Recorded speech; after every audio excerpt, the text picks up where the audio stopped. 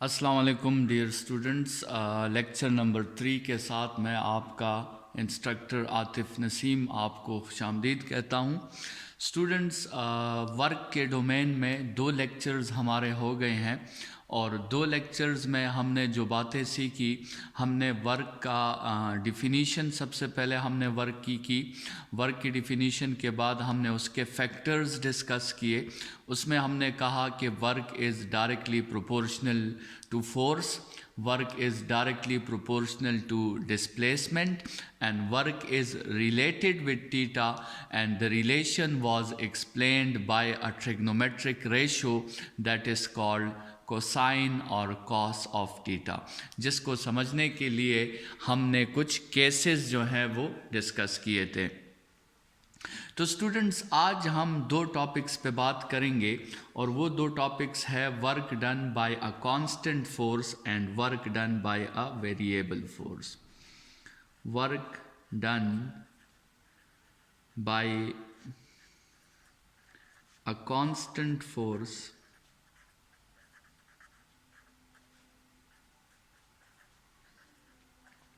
और फिर हम बात करेंगे work done by variable force.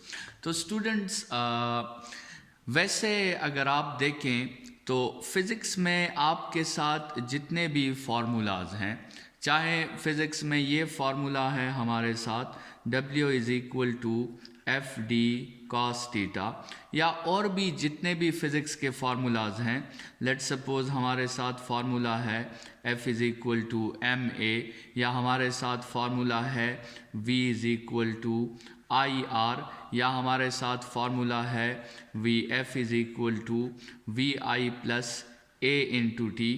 ठीक है, जितने भी आपके साथ फार्मूलाज हैं फिज़िक्स के, या लेट्स सपोज डेंसिटी का फार्मूला है मास पर यूनिट वॉल्यूम, या आपके साथ प्रेशर का फार्मूला है फोर्स पर यूनिट एरिया, ठीक है, या मोमेंटम का फार्मूला है mv।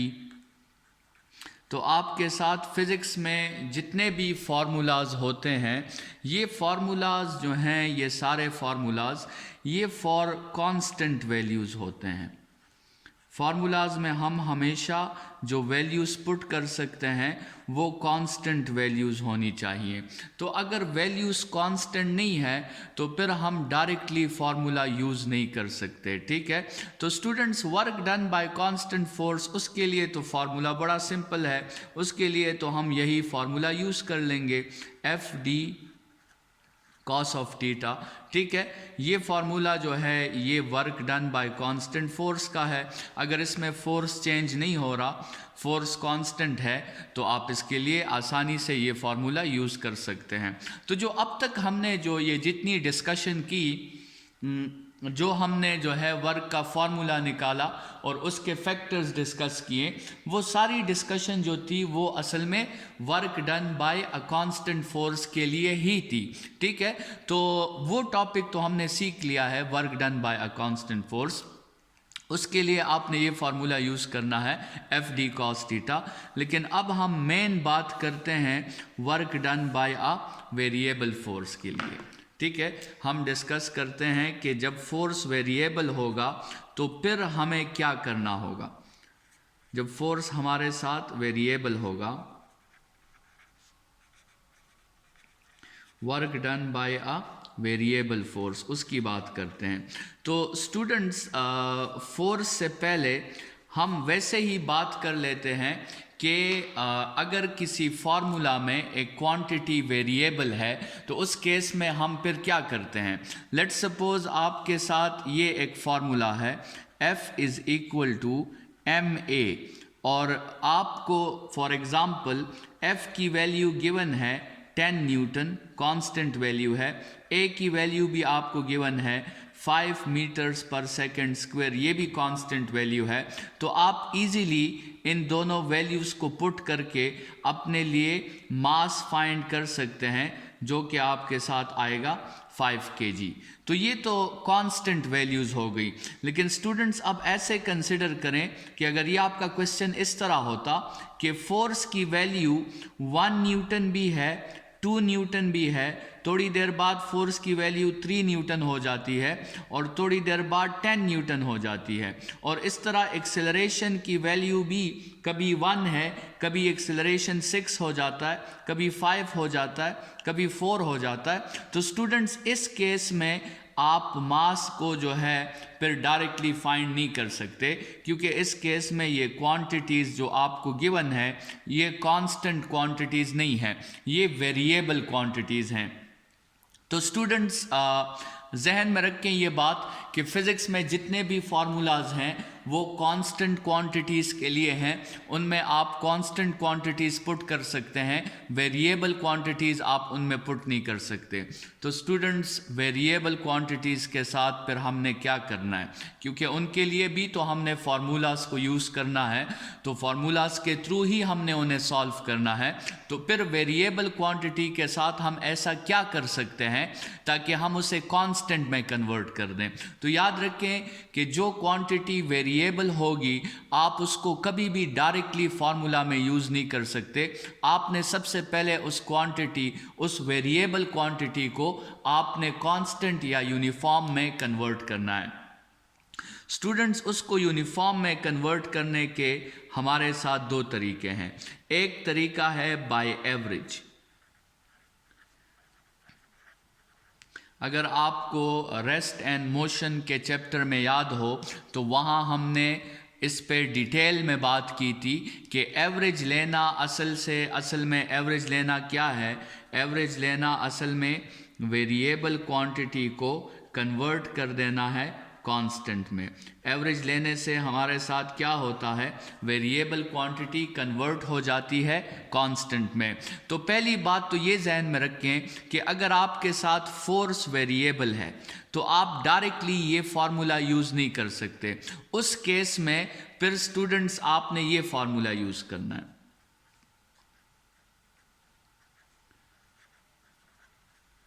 ठीक है, आपने जो है अपने लिए फोर्स का एवरेज लेना है। ठीक है, अगर फोर्स वेरिएबल है तो फार्मूला में पुट करने से पहले स्टूडेंट्स आप अपने फोर्स का क्या लोगे, आप अपने फोर्स का एवरेज लोगे, ताकि एवरेज लेने से वो वेरिएबल फोर्स किस में कन्वर्ट हो जाए, वो यूनिफॉर्म में कन्वर्ट हो जाए। तो फिर आप डायरेक्टली ये फार्मूला पुट नहीं करोगे, आप इससे पहले भी एक स्टेप करोगे, और वो स्टेप क्या होगा कि आपने फोर्स का एवरेज लेना होगा। ठीक है, तो ये तो एक तरीका हो गया। Work done by the variable force का एक फार्मूला ये हो गया कि W is equal to F average into D cos theta. लेकिन स्टूडेंट्स एक दूसरा तरीका भी है जो हम वेरिएबल क्वांटिटीज़ के लिए वो तरीका यूज़ कर सकते हैं, और उस तरीके को हम कहते हैं सुपरपोजिशन थ्योरम। उस तरीके को हम क्या कहते हैं, उसको हम कहते हैं superposition theorem. Student superposition theorem क्या कहता है? सुपरपोजिशन थ्योरम ये कहता है कि लेट्स सपोज अगर आपने फॉर एग्जांपल वर्क फाइंड करना है तो आप वर्क को डायरेक्टली फाइंड मत करो, बल्कि आप वर्क को स्मॉल स्मॉल पीसेस में फाइंड करो। सुपरपोजिशन थ्योरम जो है वो ये कहती है, अगर हम सुपरपोजिशन थ्योरम को थोड़ा सा एक्सप्लेन कर लें तो सुपरपोजिशन थ्योरम की जो मेन स्टेटमेंट है वो ये है कि find a quantity in small pieces, in small pieces, and then find their result by adding them।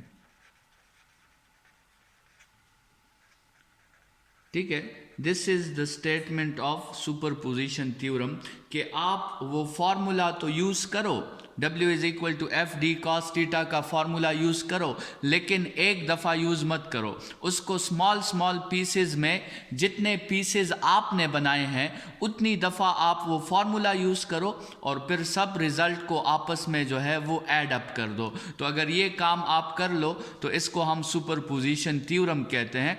और ये सिर्फ स्टूडेंट्स, ये जो हम दो मेथड्स डिस्कस कर रहे हैं ये सिर्फ वेरिएबल फोर्स के लिए नहीं है, बल्कि ये उस हर फार्मूला में आप इसे अप्लाई कर सकते हैं जहां पे क्वांटिटी वेरिएबल हो। जैसे हमने ये एग्जांपल पढ़ा जिसमें फोर्स और एक्सेलरेशन वेरिएबल था, तो एक तरीका तो ये है कि यहाँ पे अगर अभी आपने मास फाइंड करना है तो मास के लिए आप क्या करोगे, आप फोर्स का भी एवरेज लोगे और आप एक्सेलरेशन का भी एवरेज लोगे। ठीक है, तो यहाँ पे तो आपने मास फाइंड करने के लिए F/m कर लिया, लेकिन यहाँ पे जब आप मास फाइंड करोगे तो आप फोर्स का भी एवरेज ले लोगे, एक्सेलरेशन का भी एवरेज ले लोगे, फिर आप मास फाइंड कर लोगे। ठीक है स्टूडेंट्स, तो ये तरीके जो है ये सिर्फ इस टॉपिक में नहीं, लेकिन आगे आने वाले हर टॉपिक में जहाँ हमें कहा जाएगा कि एक क्वांटिटी वेरिएबल है लेकिन हमें उस क्वांटिटी को किसी फॉर्मूला में यूज़ करना होगा, तो हम उसको यूज करने से पहले ये दो मेथड्स में से कोई एक अप्लाई करेंगे। हम या तो एवरेज लेके उस क्वांटिटी को वेरिएबल से यूनिफॉर्म में कन्वर्ट कर देंगे या उस पे हम सुपरपोजिशन थ्योरम अप्लाई करेंगे। तो स्टूडेंट्स यहाँ पर जो है हम एक ऐसा केस कंसिडर कर लेते हैं जो सबसे कॉम्प्लेक्स केस है। हम एक ऐसा केस कंसिडर करते हैं जिसमें फोर्स भी वेरिएबल हो, जिसमें डिस्प्लेसमेंट भी वेरिएबल हो और जिसमें आपके साथ एंगल भी वेरिएबल हो। एक ऐसा कॉम्प्लेक्स केस वो हम डिस्कस कर लेते हैं ताकि आपको सारी चीज़ें जो है वो समझ आ सके।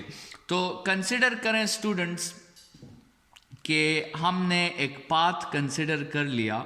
लेट्स सपोज एक बॉडी है पॉइंट ए पे और हम उसको इस पाथ के ज़रिए पॉइंट बी तक पहुंचाना चाहते हैं।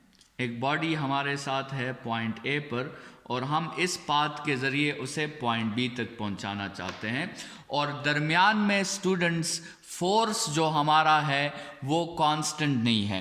फोर्स को हम कभी ज़्यादा कर रहे हैं, कभी हम फोर्स को कम कर रहे हैं। और देखें स्टूडेंट्स, लॉजिकल सी बात है, आप खुद सोचें कि इस रीजन में वो बॉडी हमसे इतना फोर्स नहीं मांगेगी, लेकिन इस रीजन में वो बॉडी हमसे ज़्यादा फोर्स मांगेगी, इस रीजन में भी वो बॉडी हमसे ज़्यादा फोर्स मांगेगी। तो मतलब ये है कि उस बॉडी को ए से बी तक पहुंचाने के लिए हमें अपने फोर्स को वेरिएबल करना होगा। ठीक है, तो अगर फोर्स वेरिएबल है सो ये हमारा जो एक्सपेरिमेंट है this is under this heading कि work done by variable force. लेकिन हम इस work done by variable force को फाइंड करना चाहते हैं with the help of superposition theorem. ठीक है, तो सुपरपोजिशन थ्योरम स्टूडेंट्स क्या कहता है? सुपरपोजिशन थ्योरम कहता है कि सबसे पहले आप अपने इस पूरे पाथ को n इंटरवल्स में डिवाइड कर दें। आप अपने इस पूरे पाथ को छोटे छोटे n इंटरवल्स में डिवाइड कर दें। ठीक है, ये मैंने पूरा जो पाथ था, लेट्स सपोज पूरा पाथ L था, उस L को मैंने डिवाइड कर दिया n इंटरवल्स में। ठीक है, और ये n जो है चूज करना ये हमारी चॉइस है। जितना हमारे साथ n की वैल्यू हाई होगी उतना हमारा आंसर जो है वो एक्यूरेट कंसिडर किया जाएगा। ठीक है, तो n को हम जितना ज़्यादा रखेंगे उतना हमारे आंसर में अनसर्टिनिटी कम होगी और हमारी आंसर जो होगी वो एक्यूरेसी के करीब होगी। तो स्टूडेंट्स अभी किस्सा कुछ यूँ है कि लेट्स सपोज इस पहले इंटरवल में बॉडी ये डिस्प्लेसमेंट कर रही है और लेट्स सपोज आप फोर्स भी ऐसे अप्लाई कर रहे हैं और यहाँ पे एक एंगल भी बन रहा है θ1। डिस्प्लेसमेंट को हम d1 कह देते हैं, जो फोर्स हम अप्लाई कर रहे हैं उसको f1 कह देते हैं और एंगल को θ2 कह देते हैं। स्टूडेंट्स इस दूसरे केस में ये डिस्प्लेसमेंट है और लेट्स सपोज आप फोर्स ऐसे अप्लाई कर रहे हैं और यहाँ पे भी एक एंगल बन रहा है, तो यहाँ पे डिस्प्लेसमेंट को हम d2 कह देते हैं, फोर्स को F2 कह देते हैं और एंगल को θ2 कह देते हैं। अभी स्टूडेंट्स कंसिडर करें कि इस तीसरे इंटरवल में डिस्प्लेसमेंट तो ये है, लेट्स सपोज बॉडी पे फोर्स आप ऐसे अप्लाई कर रहे हैं और यहाँ पे एक एंगल बन रहा है θ3, तो डिस्प्लेसमेंट को आप d3 कह दें, फोर्स को आप F3 कह दें। अच्छा स्टूडेंट्स यहाँ पे देखें, डिस्प्लेसमेंट की डायरेक्शन फ़र्ज करें ये है और लेट्स सपोज बॉडी पे आप फोर्स ऐसे अप्लाई कर रहे हैं और यहाँ पे एक एंगल बन रहा है θ4, तो ये हो जाएगा d4 F4 और θ4। और इसी तरह लास्ट में let's suppose students displacement body की ये है dn, लेट्स सपोज आप फोर्स ऐसे अप्लाई कर रहे हैं Fn और यहाँ भी एक एंगल बन रहा है विच इज़ θn। ठीक है स्टूडेंट्स, तो हर एक पाथ पे आपके साथ फोर्स की वैल्यू भी डिफरेंट है, हर एक इंटरवल पे आपके साथ डिस्प्लेसमेंट की वैल्यू भी डिफरेंट है और हर एक इंटरवल पे आपके साथ एंगल भी डिफरेंट है।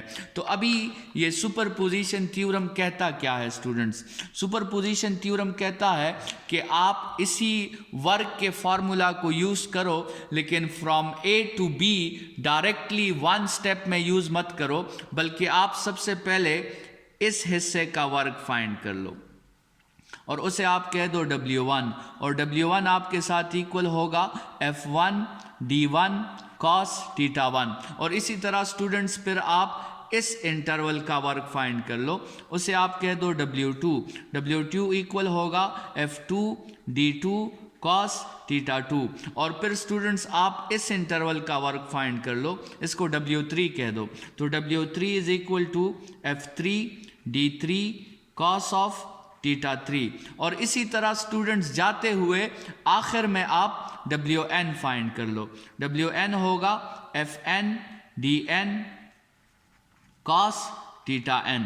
तो स्टूडेंट्स इस तरह सुपरपोजिशन थ्योरम के हेल्प से हमने जो वर्क का फॉर्मूला था, जो हम डायरेक्टली अप्लाई नहीं कर सकते थे क्योंकि इस पूरे डोमेन में हमारे साथ फोर्स भी वेरिएबल था, डिस्प्लेसमेंट भी वेरिएबल था और एंगल भी वेरिएबल था, तो हम डायरेक्टली फोर्स का ये वर्क का जो फार्मूला है ये हम डायरेक्टली अप्लाई नहीं कर सकते थे।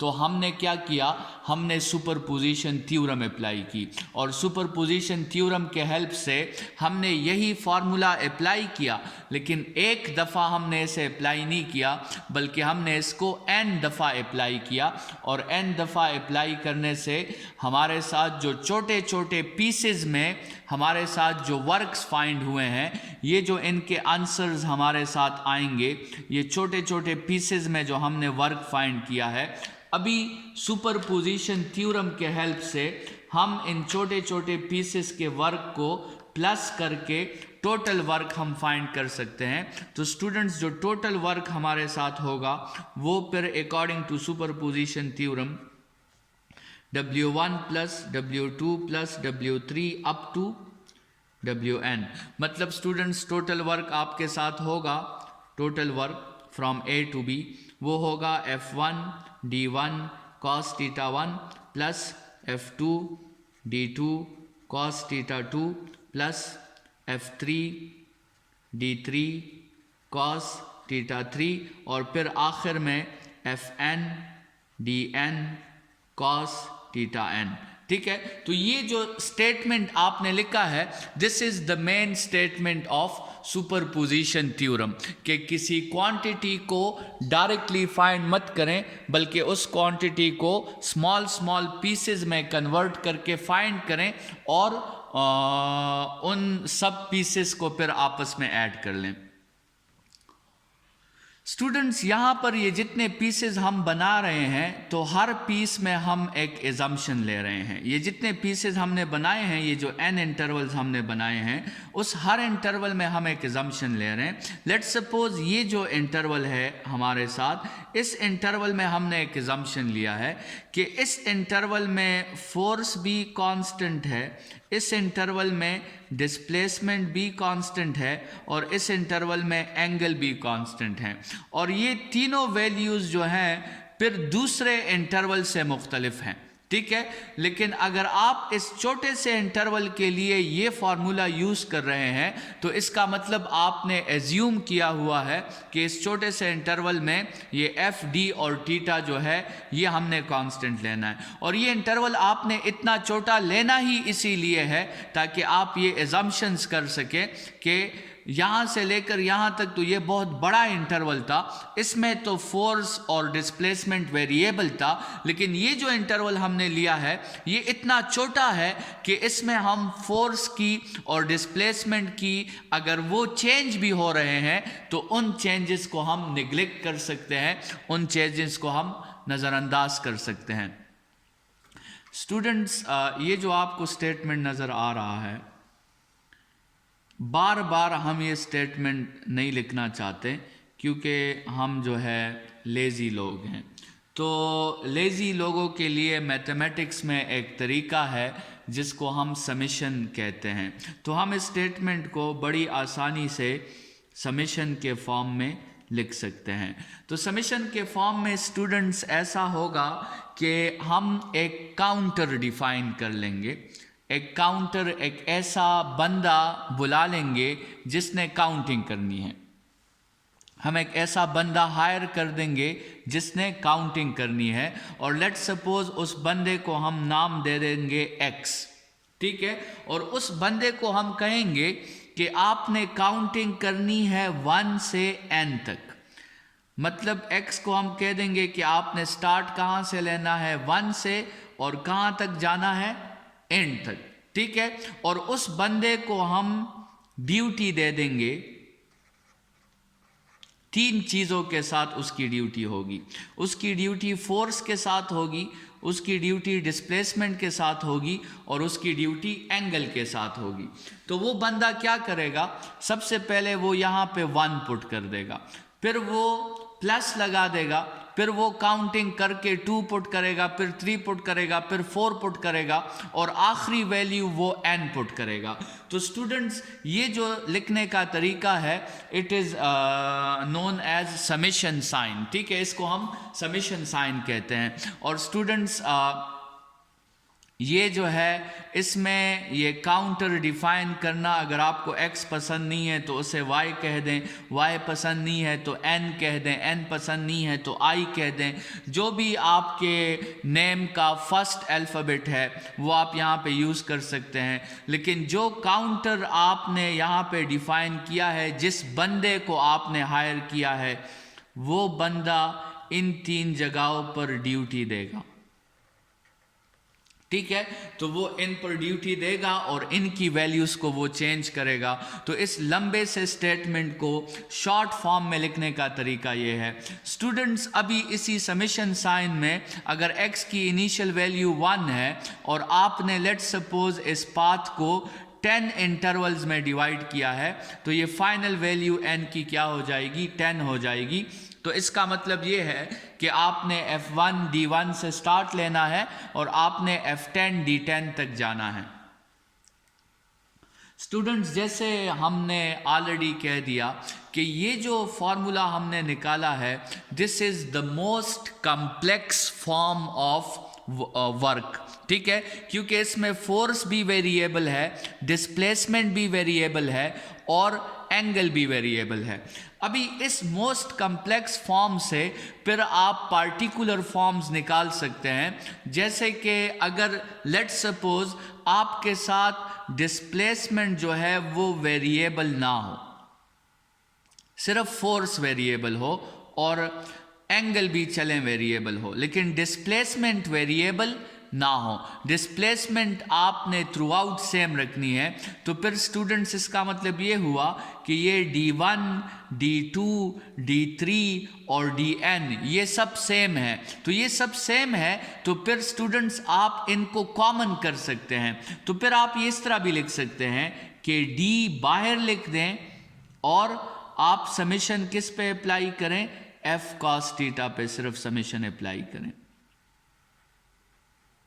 और डी को हमने क्या कर दिया है, कॉमन कर दिया है। अच्छा, ऐसे सिचुएशंस भी आ सकती हैं जिसमें आपका फोर्स चेंज ना हो रहा हो और डिस्प्लेसमेंट और एंगल चेंज हो रहा हो, तो उसमें फिर आप क्या कर सकते हैं, आप फोर्स को कॉमन कर सकते हैं और समेशन जो चलेगा, x का जो समेशन चलेगा वो 1 से चलेगा n तक, और वो समेशन किस पे चलेगा, वो d cos थीटा पे चलेगा, डी पे चलेगा और थीटा पे चलेगा। ठीक है, तो इस तरह आप जो है जो भी चीज़ कांस्टेंट होगी आपके केस में, वो आप अपने समेशन से जो है कॉमन कर सकती हैं और उसको आप जो है बाहर निकाल सकती हैं समेशन से। ठीक है, तो स्टूडेंट्स ये आपके साथ वर्क का डोमेन यहाँ पे ख़त्म हो जाता है।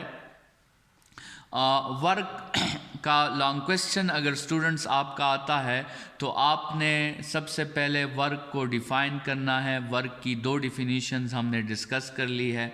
फिर वर्क का मैथमेटिकल फॉर्म आ जाएगा, W = F dot D, it is the dot product. फिर आप इसको ओपन कर लेंगे FD cos थीटा।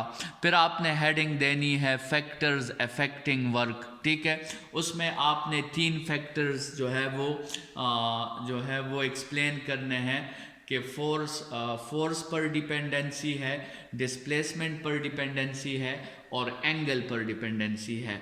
वर्क जो है वो 3 फैक्टर्स पर डिपेंड करता है। स्टूडेंट्स, फिर इसके बाद आपने बताना है कि वो कौन सी पॉसिबिलिटीज़ हैं जिस पे वर्क ज़ीरो हो सकता है। तो 3 पॉसिबिलिटीज़ हैं जिस पे वर्क ज़ीरो हो सकता है।